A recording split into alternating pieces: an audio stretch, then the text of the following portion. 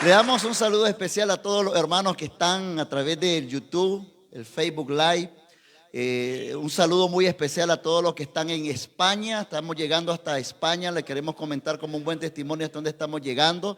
España, Vietnam, Venezuela, Costa Rica, de diferentes partes del mundo allí conectado a través del canal de nuestro Ministerio Nacional Jesucristo La Roca. Así que yo creí que iban a dar aplausos por la iglesia que está virtualmente allí, constante con nosotros, pendientes de cada transmisión. Es por ustedes que hacemos estas transmisiones, verdaderamente por los que están ahí a través del canal que hacemos estas transmisiones. Así que le damos gracias al Señor. Y bueno, vamos a comenzar la enseñanza del día de hoy. Vamos a Mateo capítulo 25. Mateo capítulo 25, vamos a continuar la serie Tiempos Proféticos con el énfasis en sí del arrebatamiento de la iglesia, el futuro de la iglesia en el programa profético de Dios. Vamos a estar estudiando un poco sobre eso. En su momento le vamos a hacer entrega de un material que tenemos escrito ahí para que usted vaya siguiendo con la lectura donde voy yo a ir avanzando poco a poco, pero después vamos a entregarlo. Mateo capítulo 25, verso 1 dice: y entonces el reino de los cielos será semejante a 10 vírgenes que tomando sus lámparas salieron a recibir al esposo. 5 de ellas eran prudentes. Mateo capítulo 25, ahí estamos leyendo. 5 de ellas eran prudentes y 5 insensatas. Las insensatas, tomando sus lámparas, no tomaron consigo aceite, mas las prudentes tomaron aceite en sus vasijas, juntamente con sus lámparas. Tardándose el esposo, cabecearon todas. Escuche muy bien, no solo las insensatas, sino también las prudentes. Dice, cabecearon todas y se durmieron. Y a la medianoche se oyó un clamor: aquí viene el esposo, salid a recibirle. Y entonces todas aquellas vírgenes se levantaron, arreglaron sus lámparas, y las insensatas dijeron a las prudentes: dadnos de vuestro aceite, porque nuestras lámparas se apagan. Mas las prudentes respondieron diciendo: para que no nos falte a nosotras y a vosotras, id más bien a los que ven y compran para vosotras mismas. Pero también ellas iban a comprar, y vino el esposo, y las que estaban preparadas entraron con él a las bodas. Y se cerró la puerta. Qué buen tema ese, ¿eh? Está bueno para ponerle un título de una enseñanza. Y se cerró la puerta, mas él respondiendo dijo: de cierto os digo que no os conozco. Velad pues, porque no sabéis el día ni la hora en que el Hijo del Hombre ha de venir. Le damos gloria y alabanza al Señor por ello. Hermanos, usted sabe muy bien, y los que han estado en la Academia de Obreros, cada evangelio tiene un énfasis por el cual fue redactado y a quien fue enviado.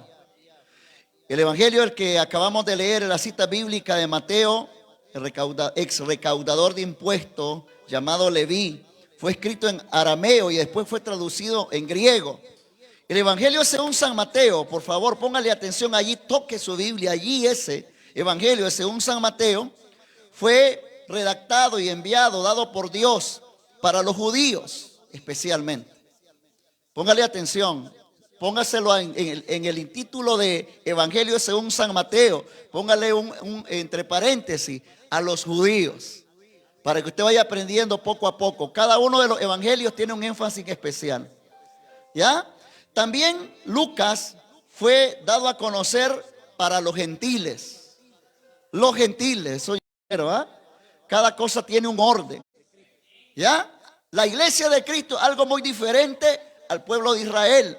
No olvidando que el pueblo de Israel es el pueblo elegido por Dios, compuesta por 12 tribus, que el Señor en un momento determinado viene con ella, pero tiene un especial plan con ella. Pero también el Señor tiene un plan especial con la iglesia, que está compuesta de todas las razas, de todas las naciones, de todas las lenguas, como lo dice la palabra del Señor en Apocalipsis. Ahí dio a conocer el Señor a Juan, que miraba a esa gente que tenía vestiduras blancas de todas las naciones, de todos los pueblos, y eran distintas a los 144 que elegidos del pueblo de Israel.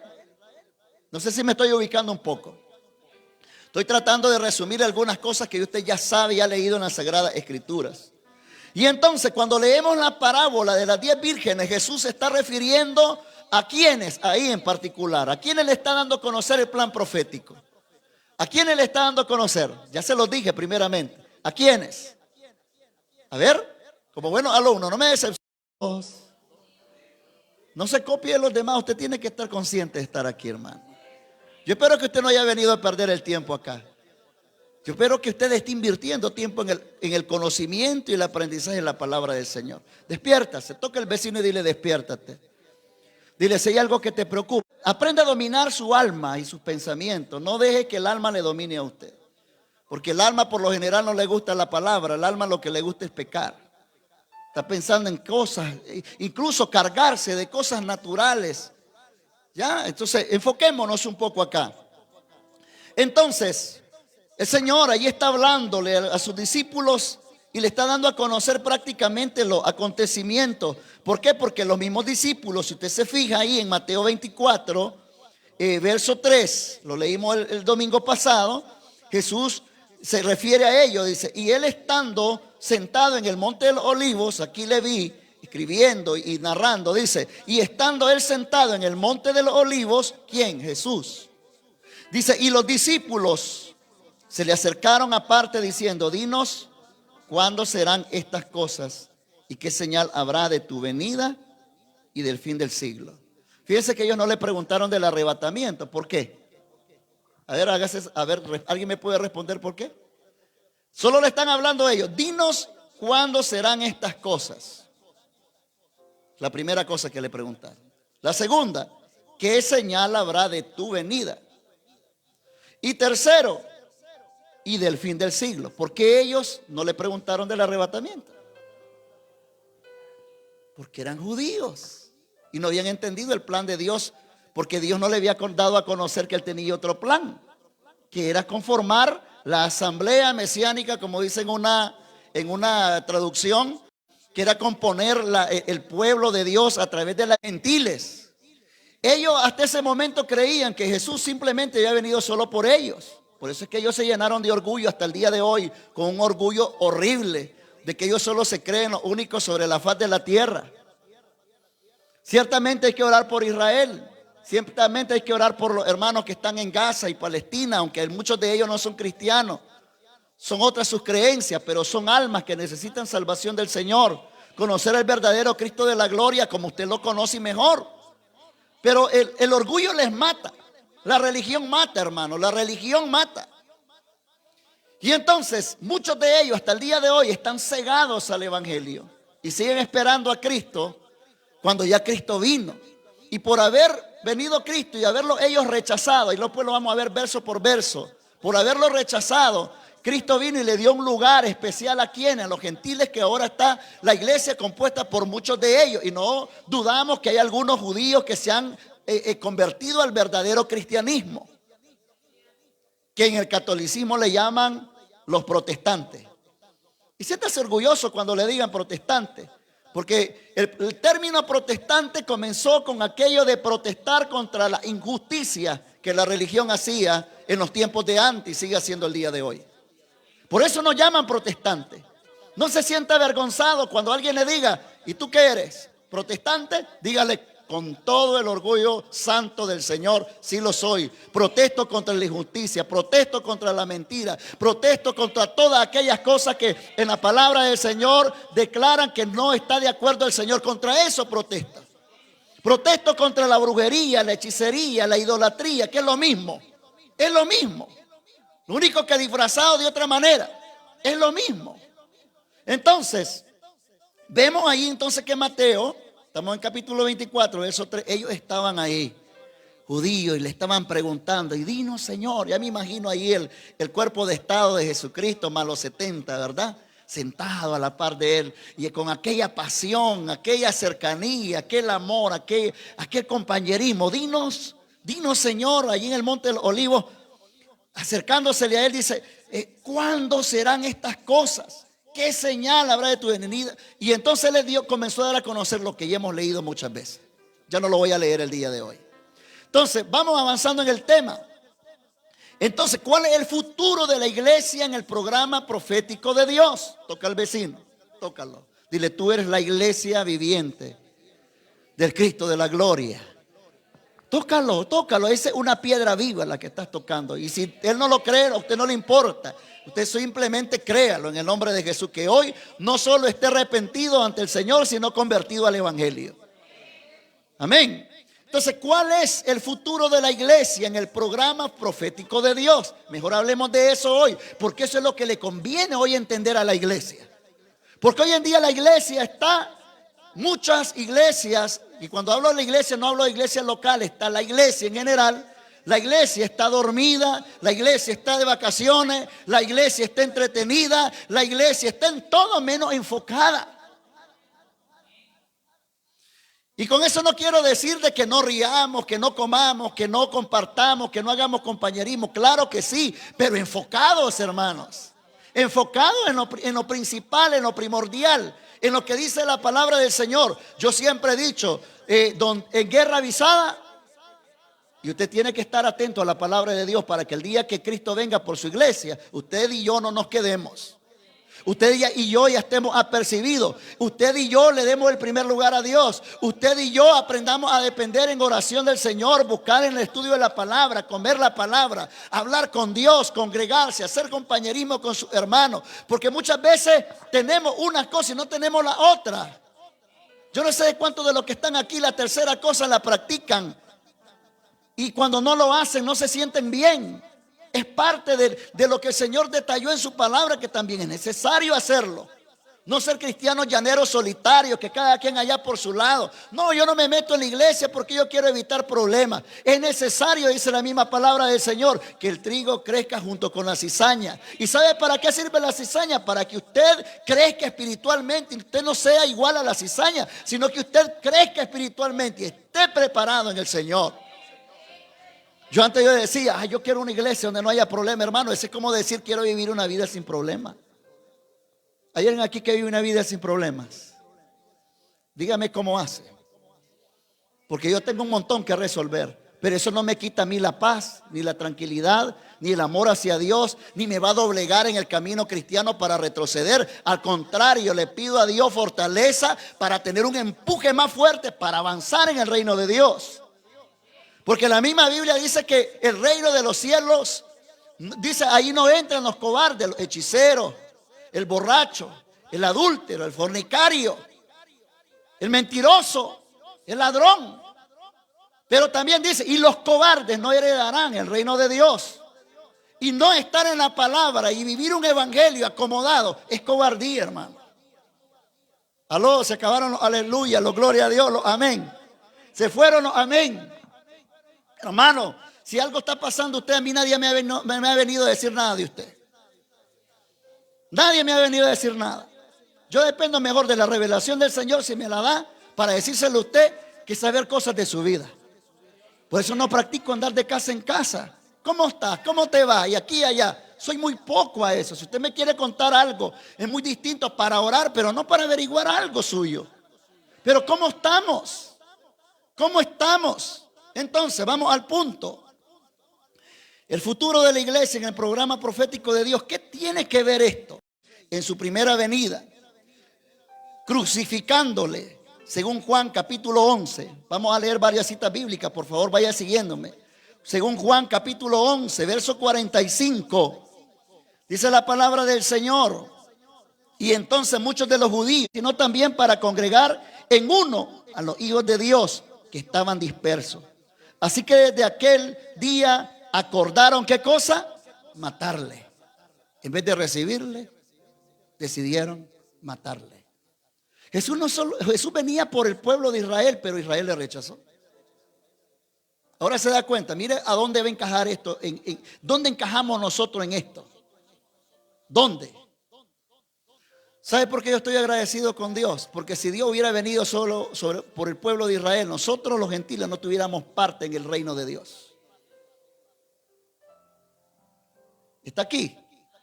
A no ser que aquí haya alguno de la tribu de Israel, 12 tribus. Entonces ellos rechazaron a Jesús y en vez de recibirle, ellos pensaron, y allí la misma palabra dice, de aquel día acordaron matarle. Como consecuencia de eso, además de Juan 19:14, para que lo vaya anotando, como consecuencia de que ellos le rechazaron, ¿quiénes? El pueblo de Israel, los judíos. Como consecuencia número uno, Cristo rechazó. ¿Escuchó muy bien? Ellos le rechazaron, Cristo le rechazó a ellos. Pastor, ¿cómo es posible? ¿Dónde sale eso? Marcos capítulo 3. Marcos capítulo 3. Póngale atención. Marcos capítulo 3, verso 31. Dice la palabra del Señor. Vienen después sus hermanos y su madre. Dice la palabra del Señor. Y quedándose afuera enviaron a llamarle. Y la gente que estaba sentada alrededor de él le dijo: tu madre y tus hermanos están afuera y te buscan. Y él le respondió diciendo: ¿quién es mi madre y mis hermanos? Y mirando a los que estaban sentados alrededor de él, dijo: he aquí mi madre y mis hermanos. Porque todo aquel que hace la voluntad de Dios, ese es mi hermano, mi hermana y mi madre. ¿Y quiénes fueron los que le desobedecieron a él y no le creyeron? Los judíos, Israel. En otras palabras, le estaba hablando. ¿Quiere que se lo traduzca en español? ¿Quiénes eran la verdadera familia de él? Los que obedecían, los que habían creído, los que le habían recibido. Pero a los que él vino para que le recibieran, más bien estaban pensando en ¿qué? En matarle. Entonces, como consecuencia de eso, Cristo les rechaza a ellos por un tiempo. Por un tiempo. Número 2, Cristo pronunció juicio sobre esa generación. ¿Cuál generación? Esa que cuando él vino no le recibió. ¿Dónde sale eso? Lucas capítulo 19. Lucas capítulo 19. Vamos avanzando. Vamos a ver si nos da tiempo para compartir el material que le escribí ahí. Lucas capítulo 19. Vamos llegando a la palabra. Cuando llegue, contesten un fuerte gloria a Dios, porque es la palabra la que está leyendo. Lucas capítulo 19, verso 41. Verso 41. Y cuando llegó cerca de la ciudad, al verla, lloró sobre ella, diciendo: oh, si también tú conocieses, a lo menos en este tu día, lo que es para tu paz. Mas ahora está encubierto de tus ojos, porque vendrán días sobre ti cuando tus enemigos te rodearán con vallado y te sitiarán por todas partes, te estrecharán y te derribarán a tierra y a tu hijo dentro de ti, y no dejarán en ti piedra sobre piedra, por cuanto no conociste el tiempo de tu visitación. ¿Escuchó muy bien? Dios es amor y ya sabe usted el resto. No juguemos con Dios. No juegues con Dios. Dije no juguemos y dije no juegues con Dios. Porque si con su nación elegida, de la cual el Salmo dice que es como la niña de sus ojos, hizo eso, ¿qué de nosotros? Y tú y yo muchas veces abusamos de la gracia de Dios. Y creemos muchas veces que le vamos a ganar. Y creemos muchas veces que vamos a salir con la nuestra, victorioso. Pero ¿sabe qué? Por eso es que el apóstol Pablo decía que tenemos este tesoro como en qué cosa? Como en vasos de barro. ¿Cuál tesoro? La misma salvación, que si tú la descuidas en cualquier momento, si se te cae el vaso de barro, ¿cree usted que va a ser igual después pegarlo? Tenemos que cuidarlo. Y volviendo al tema, aparte de que él rechazó a Israel por un tiempo, producto del rechazo que ellos le dieron a él, y aparte de que Cristo pronunció juicio sobre ellos en esa generación, por todo el tiempo Israel siempre ha vivido esta guerra. ¿Y qué es lo que está aconteciendo ahorita? Hermano, ¿está al tanto de las noticias? Ay, no, pastor, eso a mí qué me importa, no, nada, ni me mueve el piso, ni como ni bebo. Eso es lo que usted creería. Eso es lo que usted creería, es cuando más debería de estar atento, porque el cumplimiento profético cada vez se viene acelerando y se viene dando. Si usted no está al tanto de los acontecimientos de orden espiritual, usted es como las vírgenes insensatas. Eso quiere decir que usted no tiene suficiente aceite en su lámpara. Y a usted ya le predicaron el domingo antepasado sobre eso también. No lo voy a repetir. Ya es decisión suya. Ya es decisión personal. Ya no es la decisión del pastor que si le orientó y le predicó la palabra. Ya es decisión suya. Recuerde que la salvación no es en combo, es individual y es personal. Que porque su esposo sea muy espiritual y usted va a agarrar alguna terminación ahí. Esto no es así como la lotería. A ver que si me saqué algo, le dicen la lotería, los que todavía la juegan. A ver que por lo menos peguen unos 3 números, dice.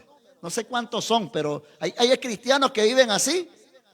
No, es que yo creo que como mi esposa, dice el hombre, es una mujer de oración. Usted no va a alcanzar nada, más que simplemente si no se arrepiente y no se convierte al evangelio, usted no va a alcanzar, pero ni llegar ni a la puerta.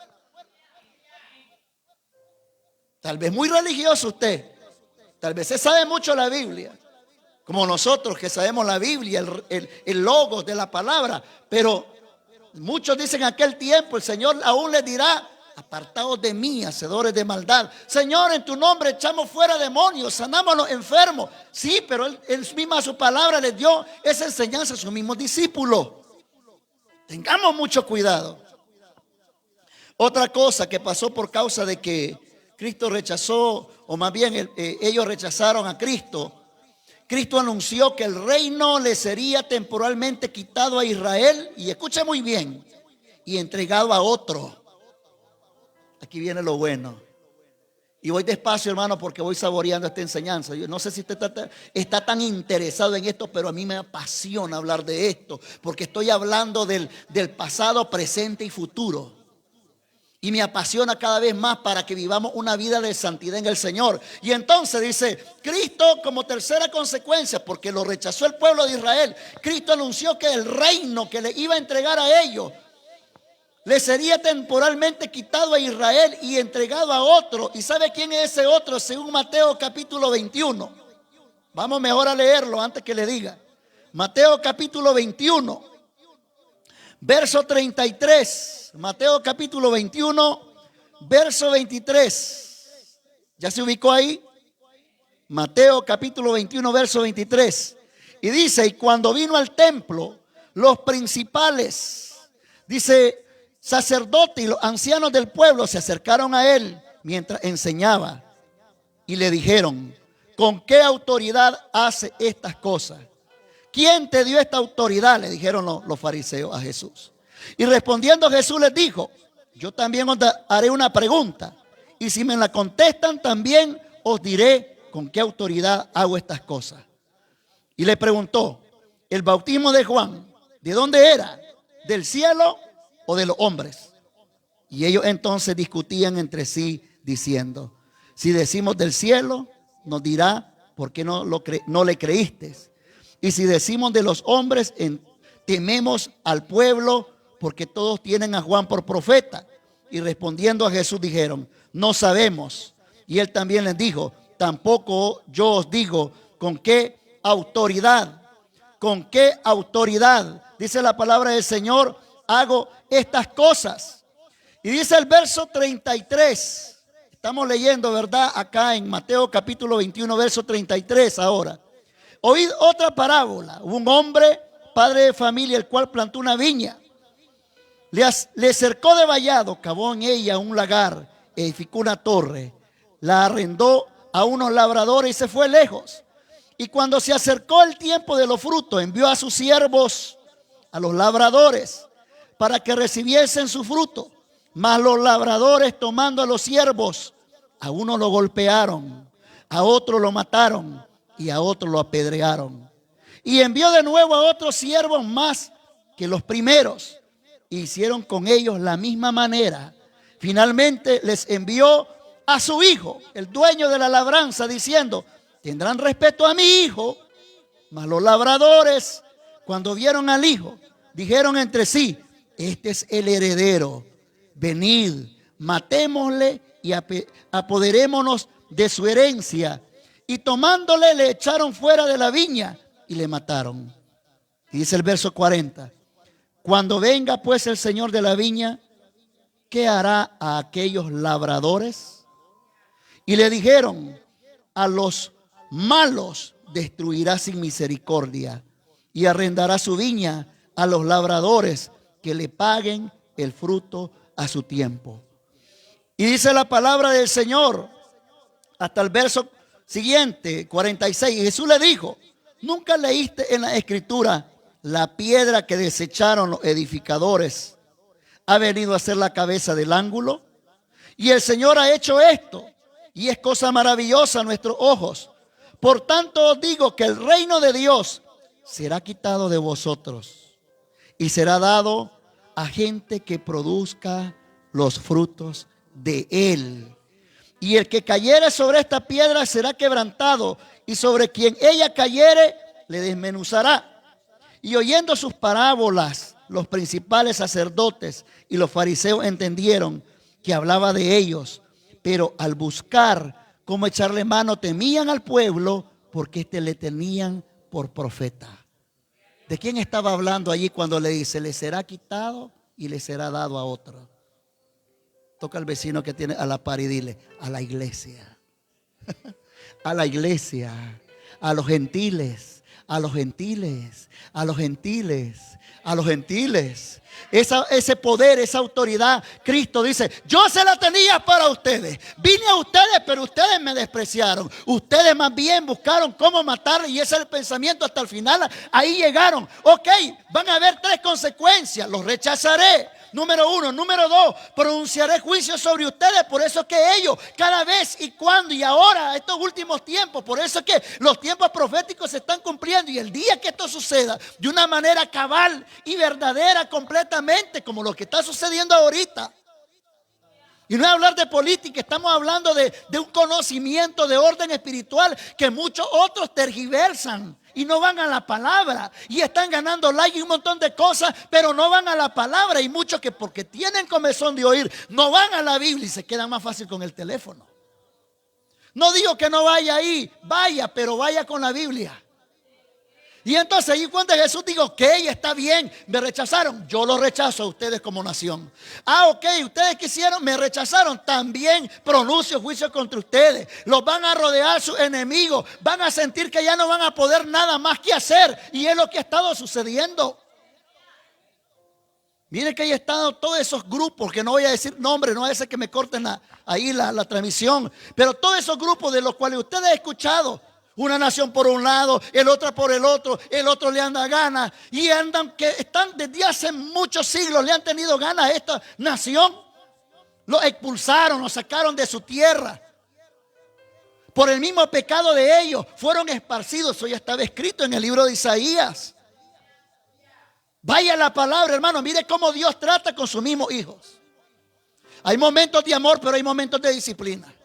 Y ese mismo Dios de Israel es el mismo Dios de la iglesia. ¿Eso qué quiere decir? Pórtate mejor. ¿Sabe por qué? Porque la paciencia de Dios tiene un límite. Y esto no es una amenaza, es una verdad del Dios que yo conozco en la Biblia. Y muchos ya andamos jugando al evangélico. Muchos ya andamos buscando todavía cómo jugar a la religión. Muchos de nosotros nos hemos arrepentido, por no decir nos hemos resentido de nuestro pecado, pero no nos hemos convertido al evangelio. Prueba de ellos que muchos todavía mienten. Prueba de ellos que todavía muchos chismean. Prueba de muchos que muchos les gusta hablar todavía mal de su prójimo. Prueba de ellos que muchos roban todavía. Y usted dirá: pastor, ¿qué prueba tienen? Yo no soy ningún ladrón. Le roba la gloria a Dios. Y lo digo con celo santo y temor reverente a Dios. Le robamos la gloria a Dios. Hermano, pase a dar un testimonio. Nadie tiene testimonio. Nadie tiene nada.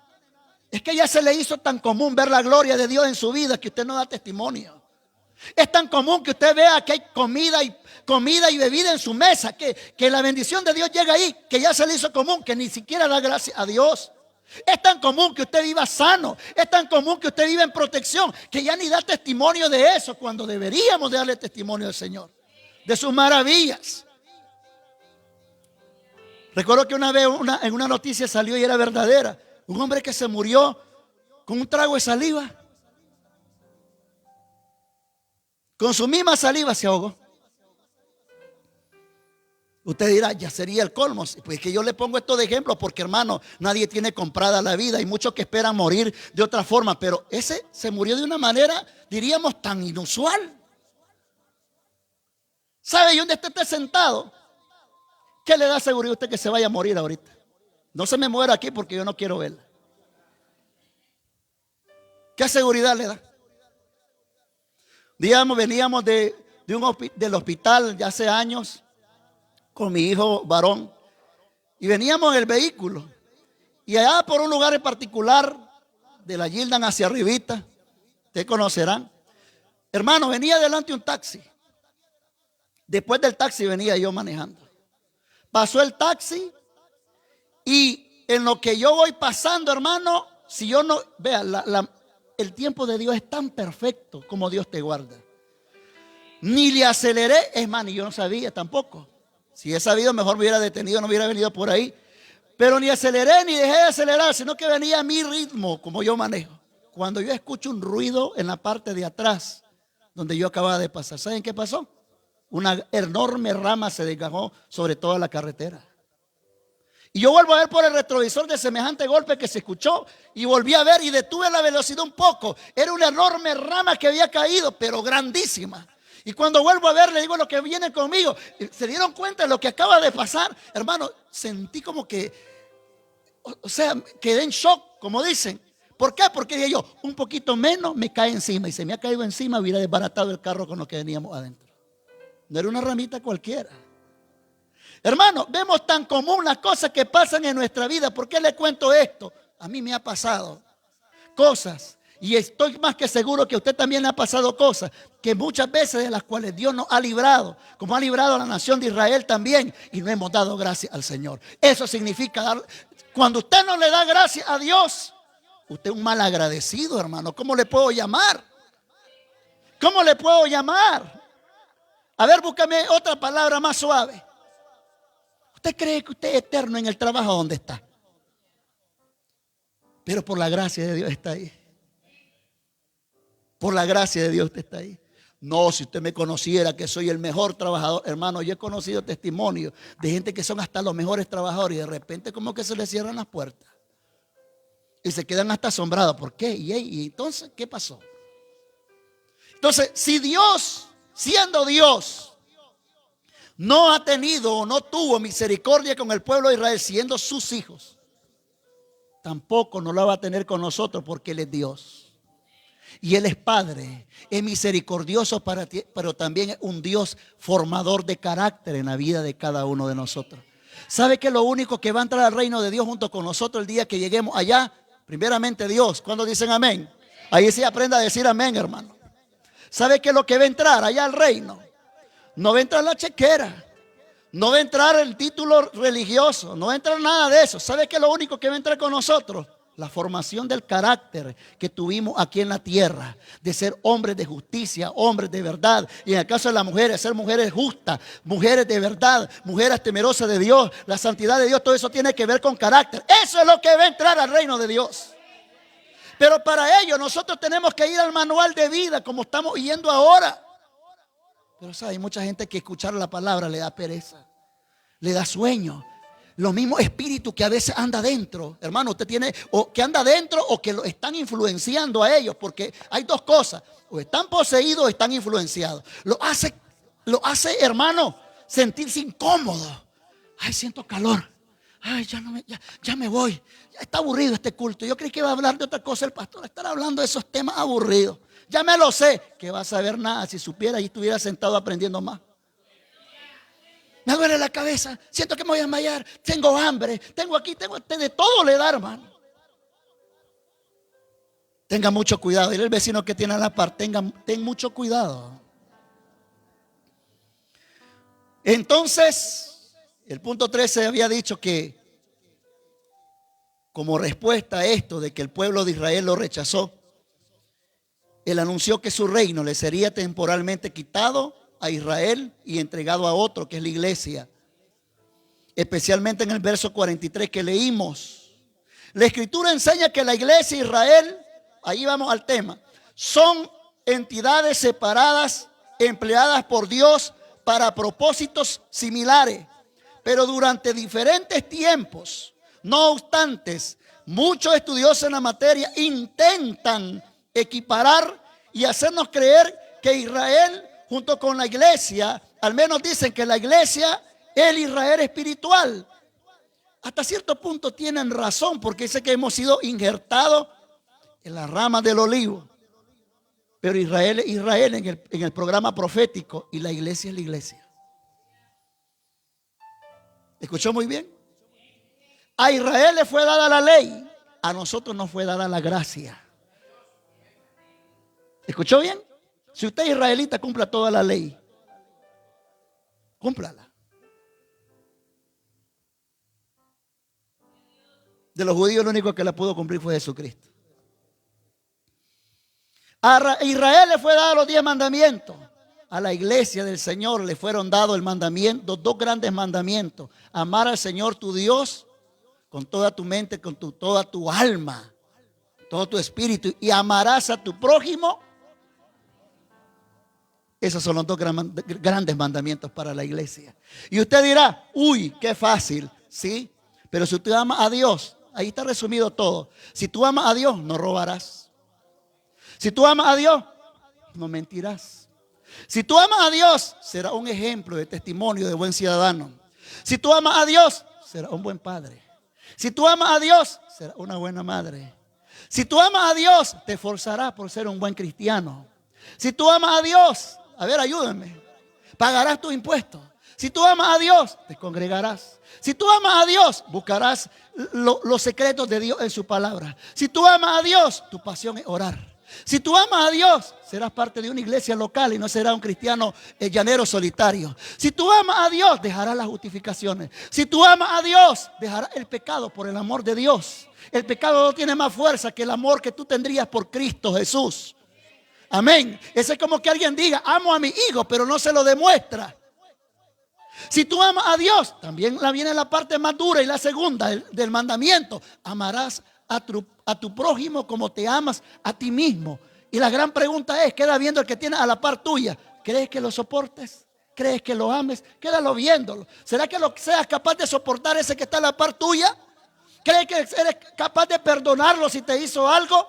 Si es tu esposa, ¿crees que eres capaz de perdonarla porque te mandó a lo mejor hoy domingo y amaneciste durmiendo solo en el sofá?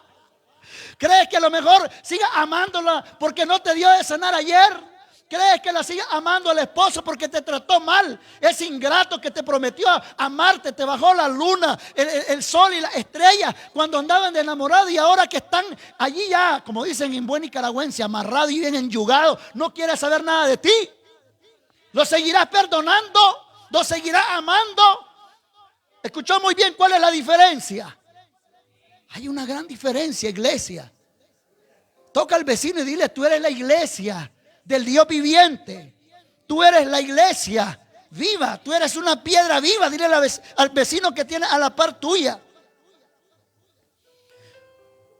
Ahora, vamos avanzando. En un tema más. Ya no me pude entrar ni siquiera al tema que iba a dar, porque esto está bueno. Usted tiene que aprender, hermano. Usted tiene que aprender. Sí, ya. Se fue el tiempo. Hay alguien que ha sido edificado en esta mañana.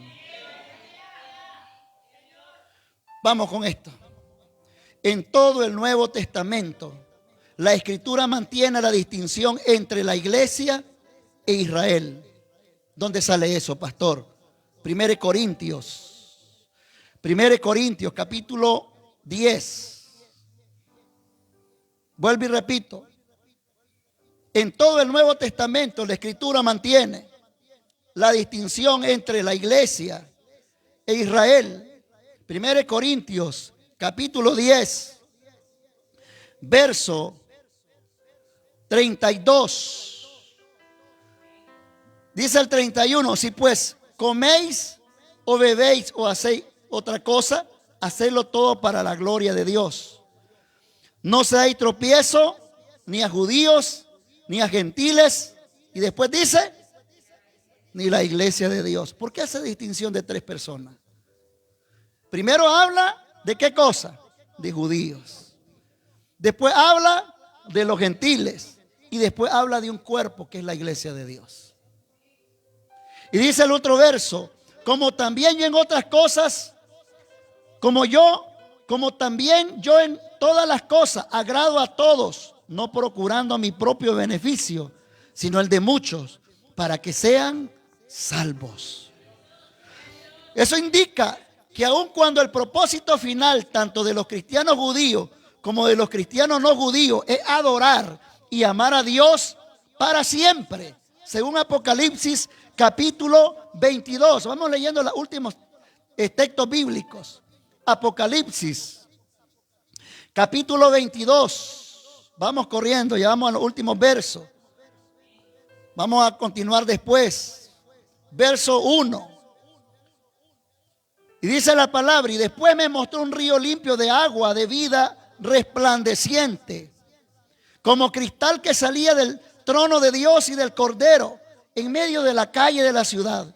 Y a uno y a otro lado del río estaba el árbol de la vida, que produce 12 frutos, dando cada mes su fruto, y las hojas del árbol eran para la sanidad de las naciones.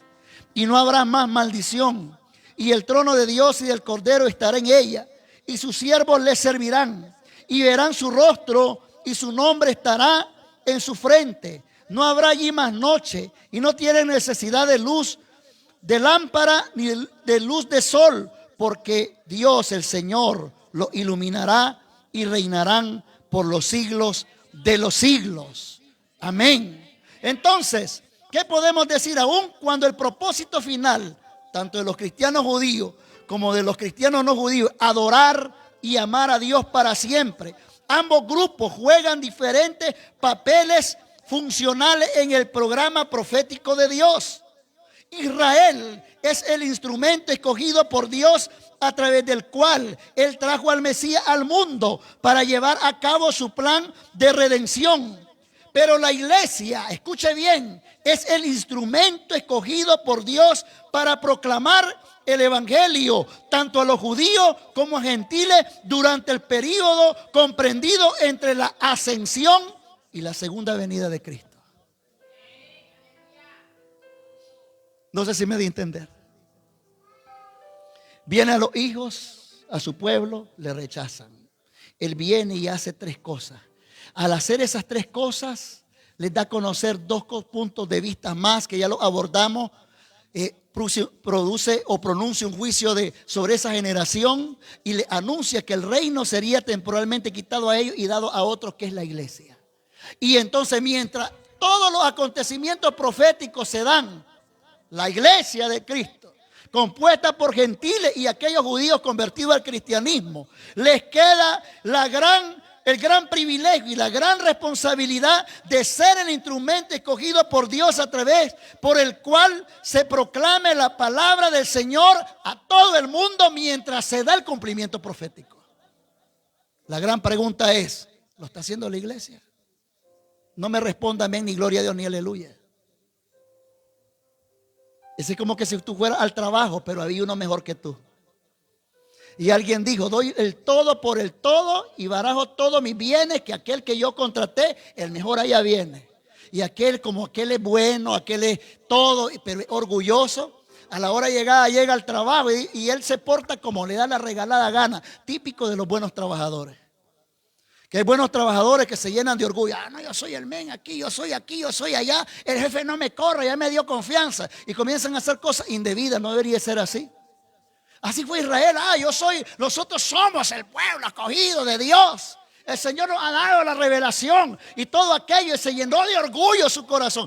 Pero cuando vino Cristo y nacido de una virgen y adoptado por un padre, porque fue concebido de una manera santa, por un milagro, por el Espíritu Santo de Dios, ¿verdad? Y ellos dijeron, no es posible. Sí, hijo de María. Hijo de María. Y le pusieron por sobrenombre a algún nicaragüense que estaba ahí en aquel tiempo. Y él, el carpintero, dice, es su padre. ¿cómo va a ser posible que ese sea el Mesías que esperamos? Porque ellos esperaban otro. Ellos esperaban uno de su porte y aspecto, igual que ellos, llenos de orgullo, llenos de todo aquello, todo conocimiento, pero no tenían amor por su prójimo. Así eran los fariseos en los tiempos de antes. Por eso es que el mismo Jesús a ellos los exhortó fuertemente. Y en algunas ocasiones les digo, son sepulcros blanqueados. ¿Sí o no? ¿Sí o no se lo dijo? ¿Lo leyó ya eso en la escritura algún día? Sepulcros blanqueados. Por fuera se miran bonitos, pero por dentro hay podredumbre. La misma religión, eso es la religión hoy en día. Bonita la religión por fuera, pero por dentro hay muerte. Hay muerte. Hay gente que te predica sus dogmas. Hay gente que te predica sus mandamientos hechos de hombres. No te predica la gracia, el favor de Dios, el amor de Dios. ¿Sabe qué es lo que deberíamos de hacer hoy en día? Y hoy estoy finalizando, ya no voy a continuar más. La próxima viene el culto. Pero ¿sabe qué es lo que el Señor está esperando de la iglesia en este tiempo? Que la iglesia salga a las calles, salga de sus cuatro paredes, invite a su prójimo, invite a su vecino, le hable de Cristo. Porque usted y yo no fuimos de los que rechazamos a Cristo como el pueblo de Israel lo rechazó. Fuimos nosotros alcanzados por la gracia de Dios para predicar en el tiempo profético de Dios mientras se cumple todo, que Cristo vive, que Cristo salva, que Cristo liberta, que Él perdona pecados, que es la esperanza para el mundo, para la mayor enfermedad de este mundo que nadie puede curar más que solo Cristo, y es el pecado del hombre. ¿Escuchó muy bien? ¿Sabe? Hay un montón de gente que está esperando la iglesia. Toca al vecino que tiene a la par, dile, te están esperando allá afuera. Hermano, demasiado Biblia sabemos nosotros como para allá afuera ir a darle de comer a la gente. Aquí hay gente preparada. ¿Sabe por qué muchas veces pasamos por alto los milagros? Porque ya usted fue sanado, porque ya usted fue liberado. ¿Sabe? Un día me estaba preocupando porque en algún momento la hermana decía, hermano, si alguien quiere dar un testimonio de alguna sanidad, de algún milagro. Y un día leyendo un libro del apóstol Mario Rivera, me llenó tanto de esperanza 2, 3 líneas que él escribió ahí, de todo el libro. Y él decía, ¿sabe por qué muchas veces en ciertas iglesias ya no ocurre nada? Porque antes ocurrían cosas, gente liberada, gente sanada, gente... todas aquellas cosas. Sencillo. No ocurren ya porque ya la mayoría de ellos son salvos. Han sido libres, han sido sanados. Y si no han sido sanados es porque no han querido. Pero la palabra de sanidad y el Espíritu Santo de Dios la ha traído en su momento. Ya han sido sanados, ya han sido liberados, ya son salvos la mayoría. Entonces, ¿qué milagro más va a ocurrir? Ahora, ¿qué hay que hacer? Decía él. Hay que ir a traer los cojos, los ciegos, los mudos, los sordos, los paralíticos, porque los que vinieron un día en esa condición ya no son ciegos, ya no son sordos, ya no son paralíticos, ya no están enfermos, ya no tienen lo que tenían antes. Entonces, como ya ahora ya están ellos sanos, hay que ir por los que están allá donde estábamos nosotros, para que se llene la casa del Señor y el poder del Espíritu Santo de Dios comience a obrar de la misma manera. Diga junto conmigo, que obró conmigo el Señor. Y hay alegría en la casa del Señor, que los paralíticos se levantan, que el enfermo es sanado. ¿Cuántos de aquí, que los que están aquí, han sido sanados? ¿Cuántos de los que han estado aquí han sido bendecidos por Dios? Y no estoy hablando meramente solo de dinero, sino la bendición, el gozo y la paz de Dios, que sobrepasa cualquier cosa que yo no la pueda encontrar en ningún lado. ¿Cuántos tienen esa paz?